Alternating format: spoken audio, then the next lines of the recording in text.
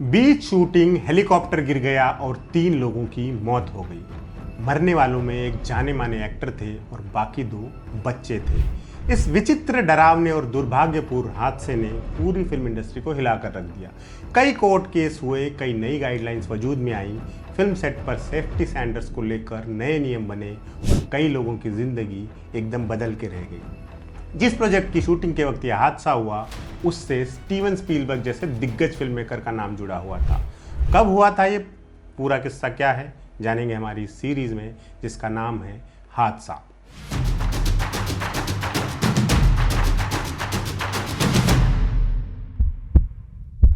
साल था 1982। Steven Spielberg बतौर प्रोड्यूसर एक साइंस फिक्शन फिल्म बना रहे थे। नाम था Twilight zone the movie. Film में उनके को प्रोड्यूसर थे जॉन लैंडिस। दोनों ही हॉलीवुड के बड़े नाम थे। ये एक एंथोलॉजी फिल्म होने वाली थी जिसमें 4 अलग अलग साई-फाई कहानियां होती। 4 अलग अलग डायरेक्टर इन कहानियों को डायरेक्ट करने वाले थे, जिनमें से 2 तो स्पीलबर्ग और जॉन लैंडिस ही थे। बाकी 2 डायरेक्टर थे जो दाते और जॉर्ज मिलर। बहरहाल ये तो हुआ फिल्म का लेखा जोखा। अब उस भयानक हादसे की बात करते हैं। तारीख थी 23 जुलाई 1982। एंथोलॉजी फिल्म के पहले सेगमेंट की शूटिंग हो रही थी। सेगमेंट का नाम था टाइम आउट। ये बिल कॉनर नाम के एक आदमी की कहानी थी जो टाइम ट्रैवल करके वियतनाम वॉर के दौर में पहुंच जाता है, जहां उसे 2 बच्चों को अमेरिकन फौज से बचाना है। बिल कॉनर का रोल निभा रहे थे अनुभवी एक्टर विक मोरो। 2 बच्चे थे, 6 साल की रेनी और 7 साल के माइका। शूटिंग हो रही थी कैलिफोर्निया में। वहां सेंटा क्लैरिटा शहर के वेलेंसिया इलाके में इंडियन ड्यून्स नाम का एक मूवी रैंच हुआ करता था। 600 एकड़ में फैले इस मूवी रैंच में उस दौर की कई फिल्मों और टीवी सीरियल्स की शूटिंग हुई है। The colour purple, escape from New York जैसी फिल्में और the A team, the incredible Hulk जैसे सीरियल इसी जगह बने हैं। इसी जगह जॉन की फिल्म का एक एक्शन सीन शूट हो रहा था। सीन कुछ ऐसा था कि बिल कॉनर के पीछे अमेरिकन सोल्जर्स पड़े हुए हैं। वो रात के अंधेरे में एक उजाड़ गांव से 2 बच्चों को साथ लेकर भाग रहा है। उनके सिर के ऊपर अमेरिकन सैनिकों का हेलीकॉप्टर मंडरा रहा है। उन्हें एक उथली नदी पार करके उस तरफ जाना है। हादसा इसी जगह हुआ। शूटिंग के दौरान हेलीकॉप्टर को चलाने वाला पायलट अनुभवी था। डॉर्सी विंगो नाम के इस पायलट के पास वियतनाम युद्ध में हेलीकॉप्टर चलाने का लंबा एक्सपीरियंस था। शूटिंग के वक्त विंगो ने अपने हेलीकॉप्टर को जमीन से महज 25 फुट की ऊंचाई पर रखा हुआ था। पास ही एयर मोटार भी लगा हुआ था।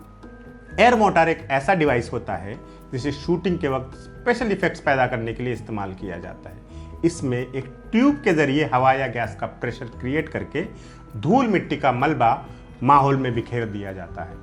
कांच के टुकड़ों की बारिश या खून के फव्वारे का इफेक्ट पैदा करने में भी इसी डिवाइस की मदद ली जाती है। हेलीकॉप्टर जहां उड़ रहा था उसके ऐन नीचे एयर मोटार मौजूद था। डॉर्सी विंगो ने अगले कैमरा शॉट के लिए हेलीकॉप्टर को 180 डिग्री बाएं घुमाया। हेलीकॉप्टर की टेल रोटर यानी पूंछ जैसा पिछला हिस्सा मोटार के ठीक ऊपर आ गया। जब स्पेशल इफेक्ट के लिए मोटार से विस्फोट किया गया तो मोटार के ऊपर लगे मेटल के ढक्कन ने टेल रोटर को जबरदस्त टक्कर मारी, जिससे रोटर टेल से अलग हो गया। बेहद नीचे उड़ रहा हेलीकॉप्टर कंट्रोल से बाहर हो गया। ठीक उसी समय नीचे नदी में एक्टर विक मोरो 2 बच्चों के साथ अपना शॉट दे रहे थे। मोरो ने सीन के मुताबिक रेनी को पानी में गिरा दिया था और माइका का हाथ थामे वो रेनी को पकड़ने के लिए आगे बढ़ रहे थे। कंट्रोल से बाहर हुआ हेलीकॉप्टर उनके और दोनों बच्चों के ठीक ऊपर आ गिरा। रोटर के ब्लेड से मोरो और माइका का सिर धड़ से एकदम अलग हो गया और रेनी हेलीकॉप्टर की दाहिनी लैंडिंग स्किड से कुचली गई। तीनों की तुरंत डेथ हो गई।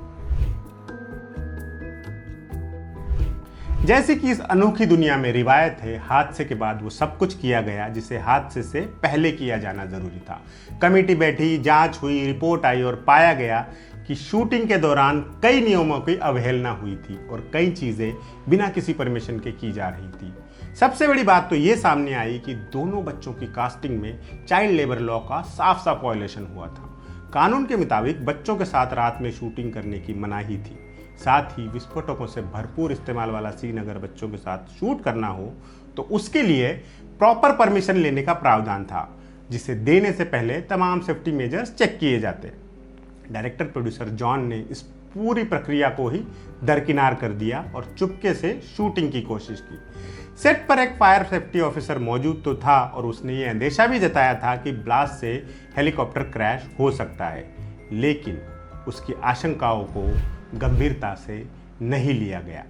नतीजा ये हुआ कि 3 जानें चली गई। बाद में हुई जांच में ये तमाम गड़बड़ियां सामने आई और 5 लोगों पर बाकायदा मुकदमा चला। ये 5 लोग थे director John Landis, associate producer George Folsey, helicopter pilot Dorcey Wingo, production manager Dan Allingham और explosive specialist Paul Stewart. Trial के दौरान जॉन पर यह आरोप भी लगे कि उन्होंने माइक पर पायलट को हेलीकॉप्टर और नीचे लाने के लिए उकसाया था।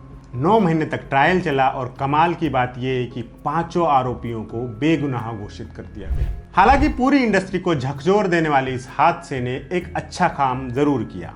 बड़े बड़े प्रोडक्शन हाउस अपने यहाँ के सेफ्टी स्टैंडर्ड्स बढ़ाने पर ध्यान देने लगे। नए नियम बने और पहले से बने नियमों को भी और सख्त किया गया। बहरहाल ये फिल्म कंप्लीट तो हुई, लेकिन जिस सीन को फिल्माते वक्त वो जानलेवा एक्सीडेंट हुआ था उसे फिल्म से निकाल दिया गया।